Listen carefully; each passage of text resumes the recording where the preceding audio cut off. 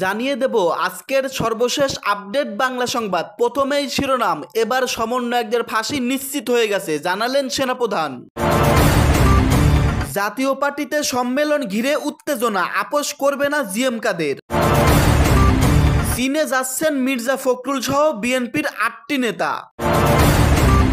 কিছু দল অতীতের কুটিপূর্ণ ক্ষমতা কাঠামোয় গিয়ে ম্যানিপুলেট করার কথা ভাবছে, বললেন সমন্বয়ক হাসনাত আব্দুল্লাহ। ব্যাপক আলোচনা চললেও কোনো বিষয়ে ঐক্যমত হচ্ছে না, বললেন এবি পার্টি। এইদিকে গোয়েন্দা অভিযানে বেরিয়ে এসেছে সমন্বয়কদের সকল অপকর্ম দুর্নীতির তথ্য। সর্বশেষ জানবেন, আগামী ২৪ ঘন্টার মধ্যে ডক্টর ইউনূসের উপর আন্তর্জাতিক চাপ আসবে, এমনকি তিনি পদত্যাগ করতে পারেন। এতক্ষণ শুনলেন সংবাদ শিরোনাম, এখন শুনবেন বিস্তারিত। কিছু দল অতীতে কুটিপূর্ণ ক্ষমতা কাঠামোয় গিয়ে ম্যানিপুলেট নিজ উদ্দেশ্যে সাধনে কাজে লাগানো করার কথা ভাবছেন বলে অভিযোগ করেছেন জাতীয় নাগরিক পার্টি এনসিপির দক্ষিণাঞ্চলের মুখ্য সংগঠক হাসনাত আব্দুল্লাহ। আজ বৃহস্পতিবার রাজধানীর ফরেন সার্ভিস একাডেমিতে রাজনৈতিক দলগুলোর সঙ্গে জাতীয় ঐক্যমত কমিশনের আলোচনা শেষে তিনি একথা বলেন। আলোচনায় কিছু রাজনৈতিক দল পরিস্থিতি বোঝার চেষ্টা করছে বলে মন্তব্য করে হাসনাত আব্দুল্লাহ। তিনি বলেন, অতীতে রাষ্ট্র কাঠামোয় ত্রুটি থাকার ফলেই আমাদের এই পরিস্থিতিতে বসতে হচ্ছে। অতীতে কাঠামো সঠিক থাকলে গণ অভ্যুত্থান হতো না। কাজেই যারা আলোচনায় অনড় অবস্থা ধরে রাখতে চান তারা পরিস্থিতিকে আমলে নিচ্ছে না। এইদিকে এ প্রসঙ্গে হাসনাত আব্দুল্লাহ আরও বলেন, আমরা বলতে চাই জনগণ বিবর্জিত ক্ষমতা কাঠামো কখনো স্থায়ী নয়। আলোচনা সমাপ্ত হয়নি উল্লেখ করে তিনি বলেন, জাতীয় নাগরিক পার্টি ইলেকট্রাল কলেজের প্রত্যক্ষ ভোটে রাষ্ট্রপতি নির্বাচনের পক্ষে মত দিয়েছেন। প্রধানমন্ত্রীর মেয়াদ ২বারের বেশি হলে ক্ষমতা এককেন্দ্রিক হয়ে যায়। উল্লেখ করে এনসিপির এই নেতা বলেন, আমরা ঐক্যমত্য কমিশনে প্রস্তাবের সঙ্গে একমত হয়েছি, কারণ একই ব্যক্তি বারবার প্রধানমন্ত্রী হলে ক্ষমতায় ফ্যাসিবাদী কাঠামোর দিকে যায়। এই পদ্ধতিতে যে কোনো দলের অভ্যন্তরীণ গণতান্ত্রিক কাঠামো ভেঙে যায়। রাষ্ট্রপতি নির্বাচনে ইলেকট্রিক্যাল কলেজের ভোট গোপন ব্যালট গ্রহণের পক্ষে মত দিয়ে হাসনাত আব্দুল্লাহ বলেন, সংসদের নিম্ন কক্ষে মোট ভোটের আনুপাতিক হারে উচ্চ কক্ষে আসার বরাদ্দের পক্ষে এনসিপি মতামত দিয়েছে। এছাড়া রাষ্ট্রের বিভিন্ন স্তরে ফ্যাসিবাদের বিভিন্ন সহযোগী ব্যক্তি ও উদযাপন আবার সক্রিয় হচ্ছে বলে মন্তব্য করেন তিনি। এর দায় অন্তর্বর্তীকালীন সরকারের। জাতীয় পার্টিতে সম্মেলন ঘিরে উত্তেজনা, আপোষ করবে না জিএম কাদের। ২৮শে জুন জাতীয় পার্টির কেন্দ্রীয় সম্মেলন আয়োজনে সর্বাধিক প্রস্তুতি নিচ্ছেন দলের জ্যেষ্ঠ নেতাদের একটি অংশ। এ লক্ষ্যে সারা দেশে জেলা কমিটি নেতাদের সঙ্গে যোগাযোগ করা হচ্ছে। সংশ্লিষ্ট নেতারা বলছেন, জাতীয় পার্টি থেকে বের হয়ে গঠিত দলগুলোর শীর্ষ নেতাদের সম্মেলনে উপস্থিত করার উদ্যোগ নেওয়া হয়েছে। রাজধানীর কাকরাইলে দলের কেন্দ্রীয় কার্যালয়ের সামনেই সংবাদ সম্মেলন করার প্রস্তুতি চলছে। তবে সম্মেলনের জন্য এখনও প্রশাসনের অনুমতি পাওয়া যায়নি। এ সম্মেলনকে কেন্দ্র করে ইতিমধ্যে সারা দেশে জাতীয় পার্টির নেতা কর্মী ও সমর্থকদের মধ্যে দ্বিধা বিভক্তি দেখা দিয়েছেন। দলের নেতৃত্ব দিয়ে কি হতে যাচ্ছে তা নিয়ে নেতাকর্মীদের মধ্যে উৎকণ্ঠা তো তৈরি হয়েছে। সম্মেলন আয়োজনের সঙ্গে যুক্ত একজন দায়িত্বশীল নেতা বৃহস্পতিবার রাতে প্রথম আলোকে বলেন, তারা সর্বাত্মকভাবে সম্মেলন সফল করার চেষ্টা চালিয়ে যাচ্ছেন। তারা আশা করছেন আগামী রোববারের মধ্যে প্রশাসনের অনুমতি পাওয়া যাবে, তখন সম্মেলন ঘিরে প্রেক্ষাপট পাল্টে যাবে। তবে জাতীয় পার্টির চেয়ারম্যান জিএম কাদের প্রথম আলোকে বলেছেন, এই তিন তৎপরতাকে গুরুত্ব দিচ্ছেন না। তিনি প্রতিপক্ষ হয়ে ওঠা নেতাদের সঙ্গে কোনোভাবেই আপোষ করবে না। জাতীয় পার্টির সংশ্লিষ্ট নেতারা বলছেন, এবার দলের ১০ম জাতীয় সম্মেলনের মূল লক্ষ্য হচ্ছে দলের গণতন্ত্রের বিষধারার উপাদান সংশোধন। এর মধ্যে দিয়ে জাতীয় পার্টিতে বিদ্যমান একক ও কর্তৃত্ববাদী নেতৃত্বের বদলে যৌথ নেতৃত্ব প্রতিষ্ঠা করা সম্ভব হবে। জাতীয় পার্টির দুই জ্যেষ্ঠ নেতা আনিসুল ইসলাম মাহমুদ ও এবিএম রুহুল আমিন হাওলাদারের এই সংবাদ সম্মেলনের উদ্যোক্তা।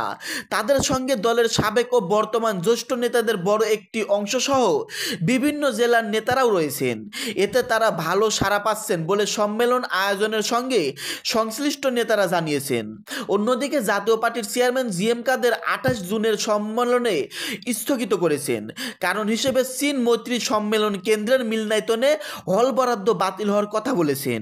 এরপর দলের অপর পক্ষ কাকরাইলে দলের কার্যালয়ও সাময়িক সম্মেলনে করার ঘোষণা দেয়। ফলে সম্মেলন ঘিরে দুই পক্ষের কিছুটা উত্তেজনা তৈরি হয়েছে। দলের জ্যেষ্ঠ নেতা এবিএম রুহুল আমিন হাওলাদার প্রথম আলোকে বলেন, আমরা কাউকে দলের নেতৃত্ব থেকে সরানোর লক্ষ্য নিয়ে কাজ করছি না।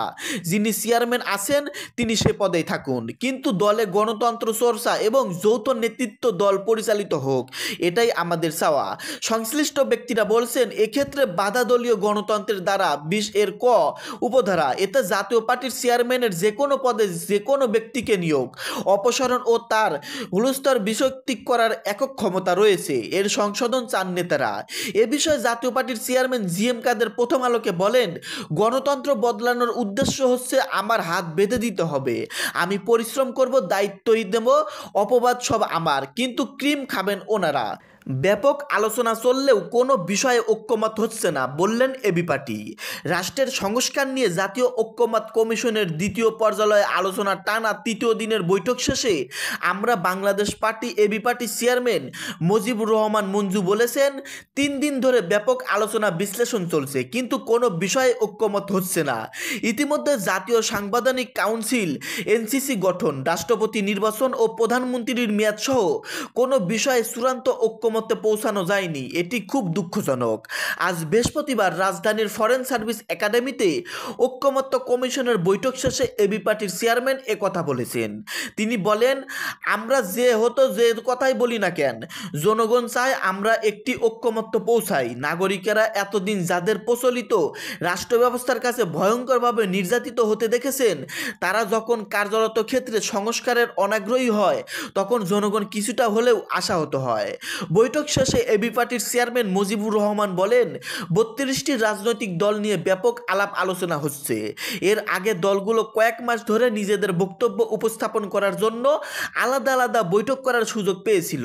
তারপরও 3 দিন ধরে ব্যাপক আলোচনা বিশ্লেষণ চলছে, কিন্তু কোনো বিষয়েই ঐক্যমত হচ্ছে না। ইতিমধ্যে জাতীয় সাংবিধানিক কাউন্সিল এনসিসি গঠন, রাষ্ট্রপতি নির্বাচন ও প্রধানমন্ত্রীর মেয়াদ সহ কোনো বিষয়ে চূড়ান্ত ঐক্যমত পৌঁছানো যায়নি, যা খুবই দুঃখজনক। এর আগে ঐক্যমত কমিশনের বৈঠক দেওয়া বক্তব্যে মুজিবুর রহমান রাষ্ট্রপতি নির্বাচনের পদ্ধতি নিয়ে দলের অভিমত তুলে ধরেন।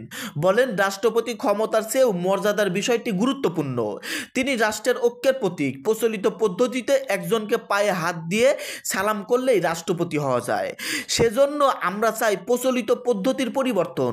রাষ্ট্রপতি নির্বাচনে সংসদ সদস্যের বাইরে একটি ইলেকটোরাল কলেজ গঠনের প্রস্তাবকে এবি পার্টি সমর্থন করে। প্রধানমন্ত্রীর মেয়াদ বিষয়ক আলোচনা দলটির যুগ্ম সাধারণ সম্পাদক সানি আব্দুল হক বলেন, কর্তৃত্ববাদী শাসন কাঠামো আর যাতে ফিরে আসতে না পারে, সেজন্য বাংলাদেশ একজন ব্যক্তি যাতে দুবারের বেশি প্রধানমন্ত্রী বা অন্য যে কোনোভাবে প্রধানমন্ত্রী হতে না পারেন, সেই ব্যবস্থা পরিবর্তন করা প্রয়োজন। দীক্ষক বিশিষ্ট আইনসভা প্রত্যাবর্তনের বিষয়ে এবি পার্টির এই নেতা বলেন, দীক্ষক বৈশিষ্ট্য আইনসভা বাংলাদেশ প্রত্যাবর্তনের রাজনৈতিক সাংস্কৃতিক অনুপস্থিত বলে মনে করলেও জাতীয় ঐক্যমত স্বার্থে এবি পার্টি তার অবস্থান পরিবর্তন করে দীক্ষক বিশিষ্ট আইনসভা পরিবর্তনের পক্ষে মত দিয়েছেন। প্রিয় দর্শক, এ সম্পর্কে আপনাদের ব্যক্তিগত মতামত থাকলে ভিডিওর কমেন্টে জানিয়ে দিবেন। সকলে ভালো থাকবেন, ধন্যবাদ।